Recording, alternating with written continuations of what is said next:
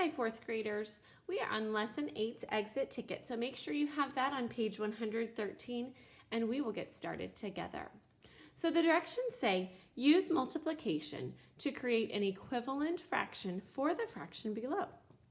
So I see that my fraction is 2/5, and my goal is to find a fraction that is equal to 2/5. So I'm going to go ahead and put my equal sign. Now, I remember that there are a couple of ways that I can do this. And so the first thing I'm going to do is to use an area model, to help me. And so I'm going to go ahead and create an area model. And I know my denominator is 5, so that's what I will break my area model and decompose that into. And now I have fifths. 1, 2, 3, 4, 5, and there should be 2 shaded. Now that shows this fraction, and if I want to show an equivalent fraction, I know I can decompose it horizontally to find a fraction that is equivalent. I'm just going to decompose it in half.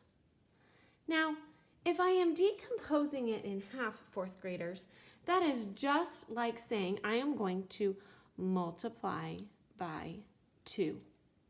Because now I have my fraction and I see 1, 2, 3, 4 are shaded, and I have 10 all together. So while 2/5 is equal to 4/10, now I need to go ahead and make that multiplication sentence to match. So I'm going to say 2/5 times, and whatever we do to the numerator, we do to the denominator. What did I multiply them each by to get 4/10? Remember, we already decided. So finish your multiplication sentence to answer the question. Number 2 says, determine if the following is a true number sentence. If needed, correct the statement by changing the right-hand side of the number sentence. So we need to decide, is 3/4 really equal to 9/8? So I'm using that multiplication. Did I multiply the numerator and the denominator by the same number to get 9/8?